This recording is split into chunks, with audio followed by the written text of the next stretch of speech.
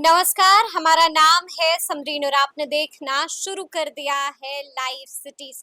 देखिए, बीमा भारती के इस्तीफे के बाद खाली हुई रुपौली विधानसभा सीट पर उपचुनाव होना है 10 जुलाई को। और देखिए, बीते दिन ही हमने आपको बताया था कि जेडीयू ने अब तो पहलवान के नाम का ऐलान भी कर दिया है। और देखिए, आज बड़ी खबर आई है। पूर्व विधायक और एलजेपीआर के नेता रहे शंकर सिंह ने भी पार्टी से इस्तीफा दे दिया है।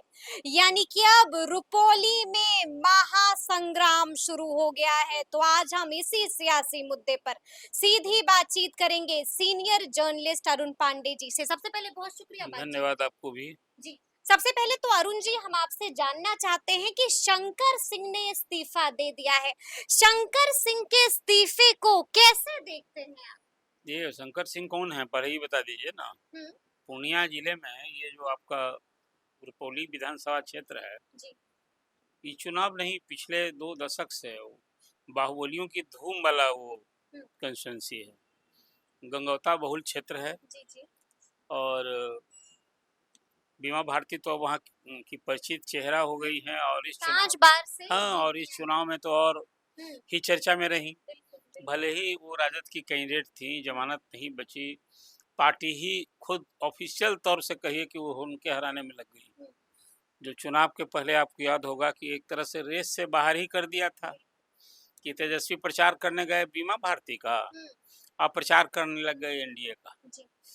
इसलिए मैंने कहा कि रुपौली में अब वही बीमा भारती हैं जो जदयू की विधायक थी और इस्तीफा दी, पार्टी बदल ली, वो राजद ज्वाइन किया और राजद ने उनको उम्मीदवार बनाया, तो वो सीट खाली हो गई। उसी सीट के लिए अभी 10 जुलाई को अपने अपनी भूमिका में प्रारंभिक चर्चा में बताया भी अपने दर्शकों को कि वो 10 जुलाई को उपचुनाव होगा। उसकी अब सरगर्मी पूरी बढ़ गई है। अभी चंद दिन पहले ही पूर्णिया में लोकसभा के चुनाव की सरगर्मी पूरे देश में थी, निगाह टिकी थी। उसी क्षेत्र में पड़ता है ये रुपौली। और वहाँ अब इस चुनाव को लेकर के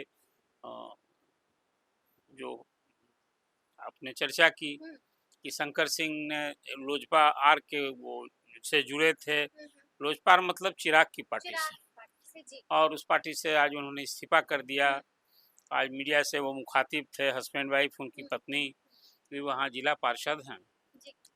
और ये कहीं ना कहीं शंकर सिंह का ही वर्चस्व और प्रभाव है, जिसके कारण उनकी पत्नी भी कहा भी उन्होंने कि वो तो 25 साल से समाज सेवा में हैं, लोगों की सेवा में हैं। शंकर सिंह के इस्तीफे से किसको सबसे ज्यादा नुकसान होगा और कौन फायदे में रहेगा अरुण जी? देखिए, शंकर सिंह यदि चुनावी मैदान में कूदने का ऐलान उन्होंने कर दिया है तो नेचुरल है कि एनडीए को ना मुकाबला होना है, एनडीए को नुकसान होगा। एनडीए को नुकसान होगा और फायदे में रहेगा महागठबंधन। महागठबंधन के लिए तो अब वो अभी तो देखिए ना, जब हालांकि देखिए लड़ाई वहाँ सीधी होगी, कैंडिडेट तो कोई देगा ही ना एनडीए। एनडीए ने तो कैंडिडेट दे दिया, हाँ, कलाधर मंडल को बना दिया है। तब तो सीधे नुकसान कलाधर मंडल को होगा। इसलिए कि अब जो प्रारंभ में मैंने आपसे कही कि वो गंगौता बहुल क्षेत्र है, कलाधर मंडल भी अब एक सामाजिक कार्यकर्ता हैं। वो पहले शिक्षक थे, फिर मुखिया भी रहे हैं, उनकी पत्नी भी मुखिया हो गई उनकी जगह। इसके बाद फिर शिक्षक बने, फिर राजनीति में आए और अब देखा कि एक चुनाव में लड़े भी वो, और उसमें उनको सफलता नहीं हाथ लगी थी और बीमा भारती के खिलाफ ही लड़े थे। पिछले चुनाव की पहले चर्चा कर रहा हूँ। और अब तो बजाबता जदयू की वो बगावत करके गई उस तरफ, तो तुरंत ही सबसे पहले देखा आपने कि जदयू ने ही अपने कैंडिडेट की घोषणा कर दी और कलाधर मंडल को उम्मीदवार बना दिया है। तो इस स्थिति में जो अभी है कि बड़ा दिलचस्प वो लड़ाई वहाँ की हो गई है। ये लड़ाई इसलिए हो गई है कि अब शंकर सिंह ने भी ऐलान कर दिया, वो पूर्व विधायक हैं उस क्षेत्र के लिए। आपको याद होगा 2005 में 2 बार असेंबली का चुनाव हुआ था। एक बार फरवरी में हुआ था और फिर एक बार अक्टूबर नवंबर में हुआ था। तो फरवरी वाले चुनाव में वो एक त्रिशंकु विधानसभा बन गई थी। तो विधानसभा बैठी नहीं, सदस्यों का शपथ ग्रहण भी नहीं हुआ था और विधानसभा भंग हो गई थी। और उसके बाद फिर जब नवंबर में चुनाव हुआ राष्ट्रपति शासन के बाद, तो अक्टूबर में, जी। तब सरकार बनी। हम्म, तो जो आपने सवाल किया है कि ये 10 जुलाई को हम्म, शंकर सिंह के चुनावी जंग में कूदने से जी। सचमुच वहाँ की लड़ाई दिलचस्प हुई। इसमें हमारे श्रोता को कुछ वो विधानसभा क्षेत्र में हम्म। पिछले कई चुनाव में जो क्या स्थिति रही उस है। पर भी हम आएंगे अरुण जी, लेकिन उससे पहले हम आपसे ये जानना चाह रहे हैं कि देखिए अभी हमने कुछ देर पहले जो है शंकर सिंह से भी बातचीत की थी, और देखिए आज तो आपने भी जिक्र कर दिया है कि शंकर सिंह ने अपनी पत्नी के साथ आज बाकायदा एक बड़ी प्रेस कॉन्फ्रेंस की है, और देखिए इस पीसी में उन्होंने बहुत कुछ कहा है और बड़े बड़े कटाक्ष भी कसे हैं। देखिए कलाधर मंडल पर टिप्पणी की है और साफ साफ कह दिया है कि ये तो मुखिया का चुनाव भी नहीं जीत सकते हैं। ये भी कहा है कि आपको याद होगा लोकसभा चुनाव हमने एनडीए के प्रत्याशी को जिताया है रुपौली में।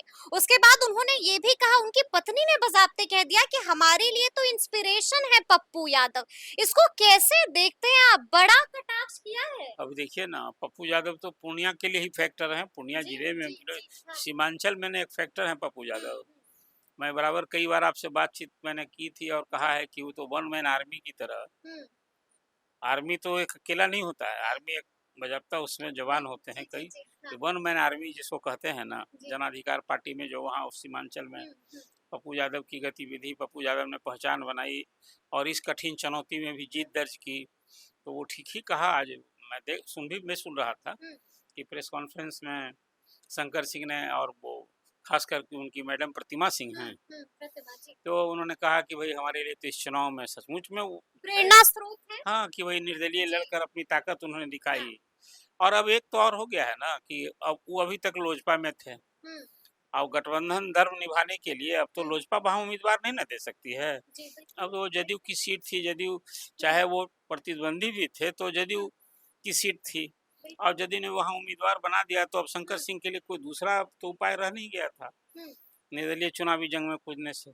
देखिए इसलिए जब कि उन्होंने इतना कुछ बताया है, साफ साफ कह दिया कि आप लोकसभा चुनाव याद कीजिए, हमने संतोष कुशवाहा के समर्थन में काम किया, उन्होंने यहाँ से लीड किया। इसके अलावा उन्होंने कह दिया कि कलाधर मंडल मुखिया तक का चुनाव नहीं जीत सकते हैं, तो फिर एनडीए ने क्यों नहीं भरोसा जताया शंकर सिंह देखिए, पर? अभी तो एनडीए ने क्यों नहीं भरोसा जताया, उनको देना चाहिए था। जी, अभी तो पार्टी के अध्यक्ष नीतीश कुमार का ना कंसिडरेशन है।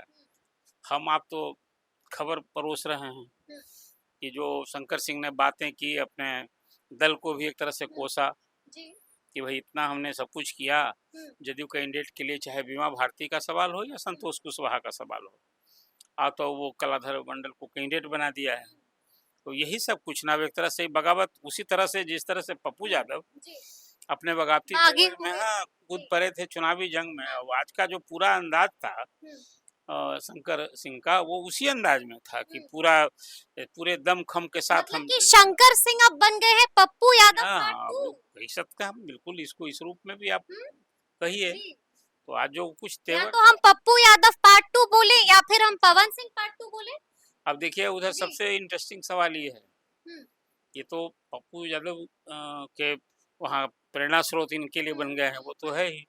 नाम जप रहे हैं पति पत्नी दोनों। अभी है कि राजद ने ऑफिशियली अभी कैंडिडेट अनाउंस नहीं किया है। अनाउंस नहीं किया है, बिल्कुल। और एक चर्चा अभी पहले तो आई कि हम्म, खुद अब बीमा भारती नहीं लड़ेंगी, अवधेश मंडल लड़ेंगे। हम्म।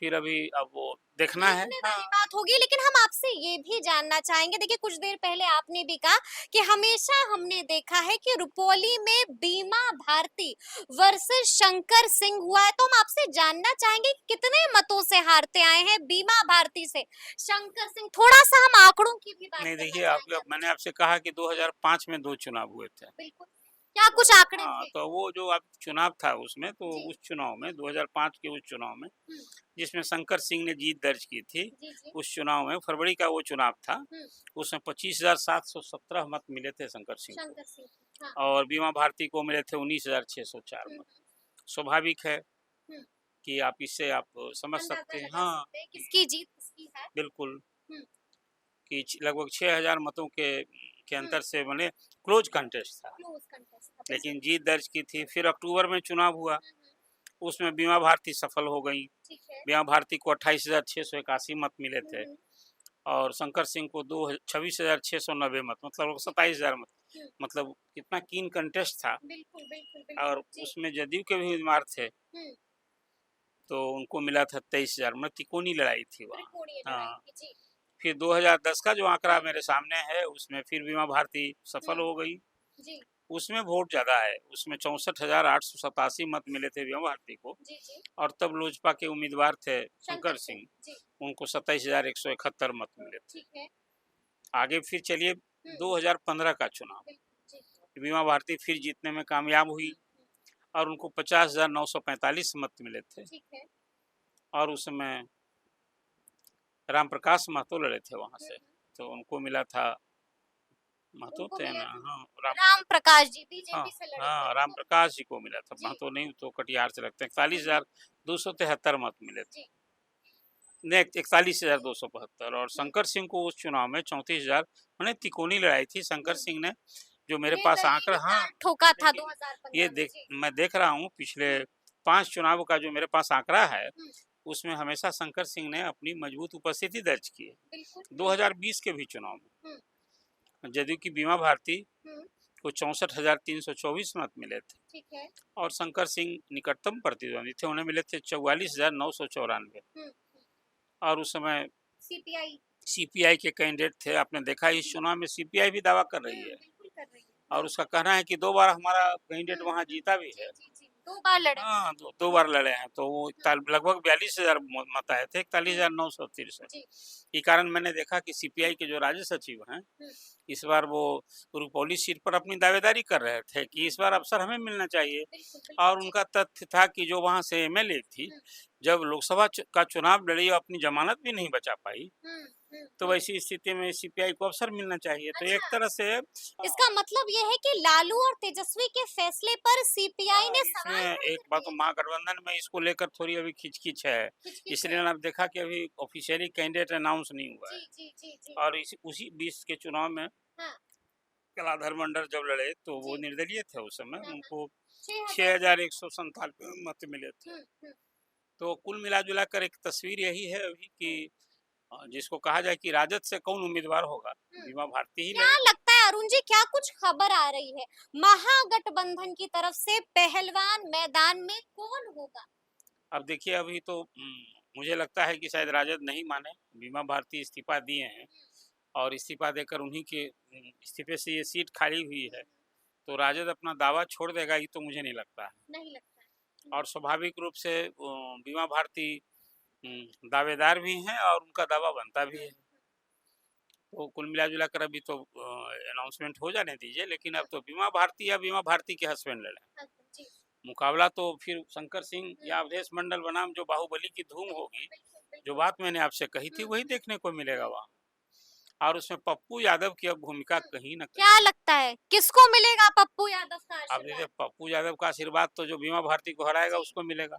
अच्छा, बीमा जो भारती बीमा भारती को हराएगा उसको मिलेगा पप्पू यादव अब का तो वो आशीर्वाद? कोई किसी से वो बंधे नहीं ना है पप्पू यादव, जी निर्दलीय हैं। बिल्कुल तो बिल्कुल। अब पार्टी का भी कोई, पार्टी का अनुशासन का डंडा का भी न डर है, न भय है, न कुछ है।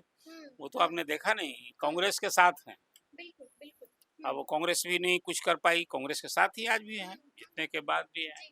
लेकिन पप्पू यादव तो अब अपने उसी कंस्टिट्यूंसी में अब पहला उपचुनाव होगा, तो पप्पू यादव क्या चाहेंगे कि वह उस सीट में जो हमारे खिलाफ लड़ा है, प्रतिद्वंदी रहा है, उसकी हार हो।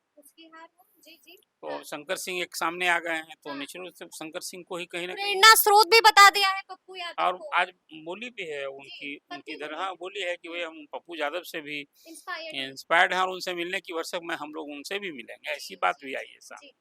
तो कुल मिला जुला कर बीमा भारती को लेकर या पप्पू यादव को लेकर या शंकर सिंह को लेकर अब वो कैंडिडेट कलाधर मंडल भले घोषित होगा।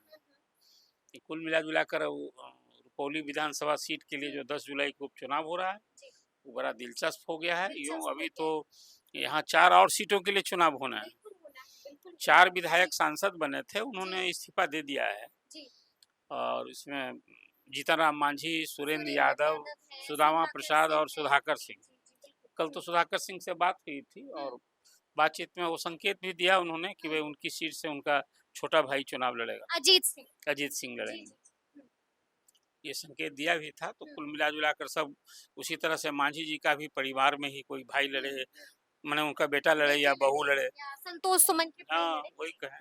तो जी, वहाँ हो रहा है, सुरेंद्र यादव का भी वही सुने, बेटे लड़ सकते हैं, तो वहाँ बेटा जी, लड़ेंगे। तो फिर हाँ, कुल एक खाली अब माले में अभी थोड़ा ये परिवारवाद वंशवाद जो है, नहीं, तो वहाँ कोई कैडर को अवसर मिलेगा जहाँ से सुदामा प्रसाद के इस्तीफे से जो सीट खाली हुई। एक आखिरी सवाल है मेरा अरुण जी, जिस तरह से हमने देखा कि शंकर सिंह ने इस्तीफा दे दिया, यानी कि चिराग पासवान की भी बात नहीं मानी है शंकर सिंह ने, क्या लगता है इससे एनडीए में कहीं फिर से खटपट तो नहीं ना शुरू हो नहीं जाएगी? नहीं, देखिए वो एक तो बात जान लीजिए, व्यक्तिगत जो राजनीतिक जीवन में कोई जिंदा कौम बहुत दिन के लिए इंतजार नहीं करता है। चुनाव आता है तो घर बैठा रहेगा, जी, तो जिंदा कैसे रहेगा। जी, जी, जी, तो शंकर सिंह हुँ, लोजपा से जुड़े थे और लोजपा चुनाव नहीं लड़ेगी, और अवसर आया है, तो अवसर आया है तो अवसर को कहीं भुनाना ना चाहिए, अवसर का लाभ उठाना चाहिए। तो वो लोजपा से जुड़े थे, गुड बाई कर लिया, गुड बाय कर दिया। आकर के चुनाव नहीं रही। इसीलिए कि लोजपा के लिए भी ना धर्म संकट है, वो वहाँ महागठ एनडीए में है लोजपा, और अब फिर नई नई अभी दोस्ती हुई है, आप देख रहे हैं अभी 100% स्ट्राइक रेट है, 5 सीट लड़े चिराग और पांचों जीते हैं। तो अब फिर वहाँ क्यों अभी आपस में सिर्फ फुटबॉल की नौबत लाएंगे। इसलिए वो चिराग खुद भी, शंकर सिंह ने इस स्थिति को भी समझा होगा, और समझाने की बात भी तो कैसे कोई समझेगा। हर कोई, आप कहाँ पवन सिंह समझे, पवन सिंह तो ना, लाख कोशिशें भी हुई, हाँ जी, पार्टी से फिर निकालना पड़ा ना, निकालना पड़ा, जी, तो ये निकलने की बजाय खुद ही छोड़ दिया इन्होंने, शंकर सिंह ने। तो जो राजनीतिक जीव होता है ना, वो अब गया जमाना कि भाई हम दल के अनुशासन में बंधे हैं, कितना दिन इंतजार करेंगे। राजनीति तपस्या होती है, अब तो सक्रिय रहिए, जी, अवसर मिले चुनाव जीतिए और लड़िए और चुनाव जीतिए। तो शंकर सिंह इस अवसर का लाभ उठाने की ठानी है शंकर सिंह ने, यही तो दिख रहा है। चलिए यही दिख रहा है कि लाभ उठाने की ठानी है शंकर सिंह ने। तो अब देखना होगा कि आगे आगे क्या कुछ होता है, तो फिर ये पूरी बातचीत आपको कैसी लगी है, कमेंट करके हमें जरूर बताइएगा। तो ऐसे तमाम अपडेट्स के लिए ऐसे ही हमारे साथ बने रहिएगा और देखते रहिएगा लाइव सिटीज। बहुत शुक्रिया।